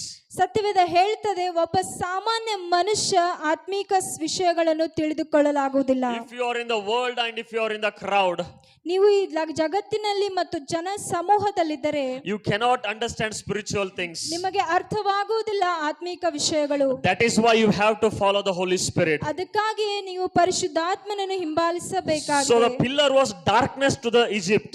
ಆ ಒಂದು ಸ್ತಂಭ ಕತ್ತಲೆಯದಾಗಿತ್ತು ಐಗುಪ್ತ ದೇಶದವರಿಗೆ. Paul said in 1 Corinthians chapter 2 verse 14, ಪೌಲನು ಹೇಳ್ತಾನೆ 1 ಕೊರಿಂಥದವರಿಗೆ ಬರೆದ ಪತ್ರಿಕೆ 2ನೇ ಅಧ್ಯಾಯ 14ನೇ ವಚನದಲ್ಲಿ, natural man cannot accept the things of Spirit of God, ಒಬ್ಬ ಸಾಮಾನ್ಯ ಮನುಷ್ಯ ಆತ್ಮೀಕ ವಿಷಯಗಳನ್ನು ಒಪ್ಪಿಕೊಳ್ಳಲಾಗುವುದಿಲ್ಲ. for they are foolishness to him. ಆ ಒಂದು ಆತ್ಮಿಕ ವಿಷಯಗಳು ಆತನಿಗೆ ಹುಚ್ಚುತನವಾಗಿ He ಕಾಣಿಸುತ್ತದೆ. cannot understand them. ಆತನಿಗೆ ಅರ್ಥವಾಗುವುದಿಲ್ಲ ಆತ್ಮಿಕ ವಿಷಯಗಳು. That is why many people call Christians fools, ಅದಕ್ಕಾಗಿ ಜನರು ಅನ್ನುತ್ತಾರೆ ಕ್ರೈಸ್ತರು ಹುಚ್ಚರೆಂದು. because they do not understand the things of God. ಯಾಕಂದ್ರೆ ಅವರಿಗೆ ಅರ್ಥವಾಗುವುದಿಲ್ಲ ದೇವರ ವಿಷಯಗಳು. And in the Bible it says ಸತ್ಯವೇದದಲ್ಲಿ ಹೇಳ್ತದೆ the message of the cross is foolishness to the world. ಆ ಒಂದು ಶಿಲುಬೆಯ ಒಂದು ಸಂದೇಶ ಅವರಿಗೆ ಹುಚ್ಚುತನವಾಗಿ ಕಂಡಿತು. It is a foolishness those who are perishing. ಶಿಲುಬೆಯ ಮಾತು ನಾಶನ ದಾರಿಯಲ್ಲಿರುವವರಿಗೆ ಹುಚ್ಚುತನವಾಗಿ But it ಕಾಣಿಸುವಂತದಾಗಿದೆ. is the power of God those who believe. ಆದರೆ ಇದು ನಂಬಿಗಸ್ತರಿಗೆ ದೇವರ ಶಕ್ತಿಯಾಗಿದೆ. That is why there is a difference between the world and what we believe in the word. ಅದಕ್ಕಾಗಿಯೇ ಅದು ವ್ಯತ್ಯಾಸವಿರುವಂತದ್ದಾಗಿದೆ ದೇವರ ವಾಕ್ಯಕ್ಕೂ ಮತ್ತು ಲೋಕಕ್ಕೂ. And seventh point we will see the pillar was never taken away until they reached the promised land. ಒಂದು 7ನೇ ಅಂಶದಲ್ಲಿ ನಾವು ನೋಡುತ್ತೇವೆ ಆ ಸ್ತಂಭವನ್ನು ಹಿಂದಕ್ಕೆ ತೆಗೆದುಕೊಳ್ಳಲಿಲ್ಲ ಎಲ್ಲಿವರೆಗೂ ಅವರು ವಾಗ್ದಾನ ಮಾಡಿದ ದೇಶಕ್ಕೆ ತಲುಪುವುದಿಲ್ಲ. Israel failed many times in the sight of God. ಇಸ್ರಾಯೇಲರು ಅನೇಕ ಬಾರಿ ದೇವರ ದೃಷ್ಟಿಯಲ್ಲಿ ಬಿದ್ದು They ಹೋದರು. tested God in the wilderness. ಅವರು ದೇವರಿಗೆ ಪರೀಕ್ಷಿಸಿದರು ಅರಣ್ಯದಲ್ಲಿ. They murmured against God. ಅವರು ಗುಣಗುಟ್ಟಿದರು ದೇವರ ವಿರುದ್ಧ. They complained against God and servant of God. ಆ ವಿರುದ್ಧವಾಗಿ ಮತ್ತು ದೇವರ ಮನುಷ್ಯನ ವಿರುದ್ಧವಾಗಿ ಕಂಪ್ಲೇಂಟ್ ಮಾಡಿದರು. But God never took the pillar of cloud and pillar of fire from them. ಆದರೆ ದೇವರು ಆ ಒಂದು ಮೇಘ ಸ್ತಂಭವನ್ನು ಅಗ್ನಿ ಸ್ತಂಭವನ್ನು ಹಿಂದಕ್ಕೆ ತೆಗೆದುಕೊಳ್ಳಲಿಲ್ಲ. We have a good news of God. ನಾವು ನಿಮಗೆ ಶುಭ ಸಂದೇಶವಿದೆ. In Hebrews chapter 13 verse 5 it says, ಇಬ್ರಿಯರ ಬರೆದ ಪತ್ರಿಕೆಯಲ್ಲಿ 13ನೇ ಅಧ್ಯಾಯ 5ನೇ ವಾಕ್ಯ ಹೇಳ್ತದೆ, Lord will never leave you, Lord will never forsake you. ದೇವರು ನಿಮ್ಮನ್ನು ಯಾವತ್ತೂ ಬಿಡುವುದಿಲ್ಲ. Maybe you have failed many times. ನೀವು ತುಂಬಾ ಅನೇಕ ಬಾರಿ ಸೋತು ಹೋಗಿರಬಹುದು. Maybe you have discouraged many times. ಅನೇಕ ಬಾರಿ ನೀವು ಡಿಸ್ಕರೇಜ್ ಅಲ್ಲಿ ಹೋಗಿರಬಹುದು. Maybe in unbelief you have reacted to God in a negative way. ನೀವು ಕೆಲವೊಂದು ಸಮಯದಲ್ಲಿ ನೀವು ದೇವರ ಮೇಲೆ ಗುಣಗುಟ್ಟಿರಬಹುದು ಒಂದು ನೆಗೆಟಿವ್ ವಿಚಾರದಲ್ಲಿ. But you repent and come back to God. ಆದರೆ ನೀವು ಪಶ್ಚಾತ್ತಾಪ ಪಟ್ಟು ದೇವರ ಬಳಿಗೆ ಬಂದರೆ God promise and purpose still is there for you. ದೇವರ ವಾಗ್ದಾನಗಳು ಮತ್ತು ಆತನ ವಾಕ್ಯಗಳು ನಿಮ್ಮಲ್ಲಿದ್ದಾವೆ. God plan will never change for you. ದೇವರೊಂದು ಯೋಜನೆ ನಮ್ಮ ಜೀವಿತದಲ್ಲಿ ಯಾವತ್ತೂ ಬದಲಾಗುವುದಿಲ್ಲ. God's purpose will never change for us. ಆತನ ಒಂದು ಪರ್ಪಸ್ ಯಾವತ್ತೂ ಚೇಂಜ್ ಆಗುವುದಿಲ್ಲ. Because he is an unchanging God. ಯಾಕಂದ್ರೆ ಆತನು ಬದಲಾಗುವುದಿಲ್ಲ. The pillar never left them until they reached the promised land. ಆ ಒಂದು ಸ್ತಂಭಗಳು ಅವರಿಂದ ಬಿಟ್ಟು ಹೋಗಿಲ್ಲ. ಆ ಒಂದು ಸ್ತಂಭ ಆತನು ಹಿಂದಕ್ಕೆ ತೆಗೆದುಕೊಂಡಿಲ್ಲ ಎಲ್ಲಿವರೆಗೂ ಅವರು ವಾಗ್ದಾನ ದೇಶವನ್ನು ತಲುಪುವುದಿಲ್ಲವೋ. The gift of Holy Spirit which God has given will never leave us. ತಂದೆಯಾದ ದೇವರ ಒಂದು ವರ, ಪರಿಶುದ್ಧಾತ್ಮನ ವರವು ನಮ್ಮನ್ನು ಯಾವತ್ತೂ ಬಿಟ್ಟು ಹೋಗುವುದಿಲ್ಲ. Until it makes sure we reach the destiny. ನಾವು ಎಲ್ಲಿವರೆಗೂ ನಮ್ಮ ಒಂದು ವಾಗ್ದಾನ ಪ್ರದೇಶಕ್ಕೆ ನಾವು ಮುಟ್ಟುವುದಿಲ್ಲ. So we need to follow the cloud. ನಾವು ಒಂದು ಮೇಘವನ್ನು ನಾವು ಹಿಂಬಾಲಿಸಬೇಕಾಗಿದೆ. The word of God and the Holy Spirit. ದೇವರ ವಾಕ್ಯ ಮತ್ತು ಪರಿಶುದ್ಧಾತ್ಮನನ್ನು. That is why in Hebrews chapter 12 verse 1 to 2 it says. ಅದಕ್ಕಾಗಿಯೇ ಇಬ್ರಿಯರ ಬರೆದ ಪತ್ರಿಕೆ 12ನೇ ಅಧ್ಯಾಯ 1ನೇ ಮತ್ತು 2ನೇ ವಚನದಲ್ಲಿ We are surrounded by a so great cloud of witnesses. ನಾವು ಒಂದು ಮೇಘದೋಪಾದಿಯ ಸಾಕ್ಷಿಯಿಂದ ಸುತ್ತಲ್ಪಟ್ಟಿದ್ದೇವೆ. So never lose faith. ಯಾವಾಗಲೂ ನಂಬಿಕೆಯನ್ನು ಕಳೆದುಕೊಳ್ಳಬೇಡಿರಿ. Never lose hope. ನಿರೀಕ್ಷೆ ಕಳೆದುಕೊಳ್ಳಬೇಡಿರಿ. We are having the pillar of cloud and pillar of fire. ನಮ್ಮಲ್ಲಿ ಅಗ್ನಿ ಸ್ತಂಭ ಮತ್ತು ಮೇಘ ಸ್ತಂಭ That is ಇರುವಂತದ್ದಾಗಿದೆ. the word of God and the Holy Spirit. ಅದೇ ದೇವರ ವಾಕ್ಯ ಪರಿಶುದ್ಧಾತ್ಮ. I hope you are blessed with this message. ನಾನು ನಂಬುತ್ತೇನೆ ನೀವೆಲ್ಲರೂ ಈ ಒಂದು ಸಂದೇಶದಿಂದ ಆಶೀರ್ವದಿಸಲ್ಪಟ್ಟಿದ್ದೀರಿ. God bless you. ಆಶೀರ್ವದಿಸಲಿ. Let us pray. ನಾವೆಲ್ಲರೂ ಪ್ರಾರ್ಥನೆ ಮಾಡೋಣ. Father, we thank you, Lord, in the name of Jesus. ತಂದೆಯ ದೇವರೇ, ನಿಮಗೆ ನಾವು ಧನ್ಯವಾದಗಳನ್ನು ಸಲ್ಲಿಸ್ತೇವೆ ಕರ್ತನೆ ಯೇಸುವಿನ ನಾಮದಲ್ಲಿ. Thank you for the word and the Holy Spirit. ನಿನ್ನ ವಾಕ್ಯಕ್ಕಾಗಿ ಮತ್ತು ಪರಿಶುದ್ಧಾತ್ಮನಿಗಾಗಿ ನಿನಗೆ ಸ್ತೋತ್ರವಾಗಲಿ ಕರ್ತನೆ. Thank you for the promise you have given us, Lord. ಧನ್ಯವಾದಗಳು ತಂದೆಯ ದೇವರೇ, ನಿನ್ನ ಒಂದು ವಾಗ್ದಾನಕ್ಕಾಗಿ ಕರ್ತನೆ. That you will never leave us and never forsake us. ಧನ್ಯವಾದ ತಂದೆಯ ದೇವರೇ. Thank you for blessing us with your word. ನಿನ್ನ ವಾಕ್ಯದಿಂದ ನಮ್ಮನ್ನು ಆಶೀರ್ವದಿಸಿದಕ್ಕಾಗಿ ನಿಮಗೆ ಸ್ತೋತ್ರವಾಗಲಿ. We praise you ನಾವು ನಿಮಗೆ ಕೊಂಡಾಡುತ್ತೇವೆ ರಾಜ. that you have given us the word and the Holy Spirit. ನೀವು ನಮಗೆ ನಿಮ್ಮ ವಾಕ್ಯ ಮತ್ತು ಪರಿಶುದ್ಧಾತ್ಮನನ್ನು ಕೊಟ್ಟಿದ್ದಕ್ಕಾಗಿ. That you said, I will never leave you nor forsake you. ನೀವು ಹೇಳಿದ್ರಿ ಸ್ವಾಮಿ, ನಮಗೆ ಯಾವತ್ತೂ ಕೈ ಬಿಡುವುದಿಲ್ಲ, ತಿರಸ್ಕರಿಸುವುದಿಲ್ಲವೆಂದು.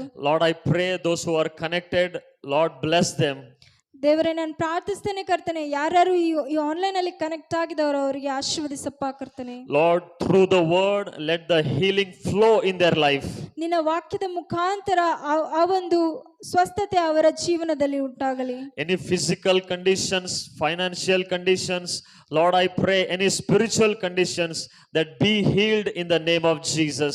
ಯಾವುದೇ ಒಂದು ಕಷ್ಟದಲ್ಲಿ ಸ್ವಾಮಿ, ಆತ್ಮಿಕ ಜೀವನದಲ್ಲಿ ಯಾರ್ಯಾರು ತೊಂದರೆ ಅನುಭವಿಸ್ತಾ ಇದ್ದಾರೋ, ಹಣಕಾಸಿನ ವಿಚಾರದಲ್ಲಿ ಸ್ವಾಮಿ ಮತ್ತು ಆರೋಗ್ಯ ವಿಚಾರದಲ್ಲಿ ಕರ್ತನೆ, ಅವರೆಲ್ಲರಿಗೂ ಯೇಸುವಿನ ನಾಮದಲ್ಲಿ ಸ್ವಸ್ಥತೆ ಆಗಲಿ. Lord, bless their families. ಅವರ ಕುಟುಂಬಗಳಿಗೆ ಆಶೀರ್ವದಿಸು ತಂದೆ Bless their ದೇವರೇ. children's. ಅವರ ಮಕ್ಕಳಿಗೆ ಆಶೀರ್ವದಿಸು ಕರ್ತನೆ. Lord, you are our protector. ನೀನೇ ನಮ್ಮ ರಕ್ಷಕನಾಗಿದೆಯಾ ತಂದೆ Lord, ದೇವರೇ. you are our protector. ನೀನೇ ನಮ್ಮ ರಕ್ಷಕನಾಗಿದೆಯಪ್ಪ. We thank you, Lord. ಧನ್ಯವಾದಗಳು ತಂದೆ ದೇವರೇ. We give all honor and glory to you. ಎಲ್ಲ ಘನಮಾನ ಮಹಿಮೆಗಳು ನಿಮಗೆ ಸಲ್ಲಿಸ್ತಾ In Jesus' name we pray. ಯೇಸುವಿನ ನಾಮದಲ್ಲಿ ಪ್ರಾರ್ಥಿಸ್ತೇವೆ ತಂದೆ. Amen. Amen. Amen. Amen. God bless you. ದೇವರ ಆಶೀರ್ವದಿಸಲಿ.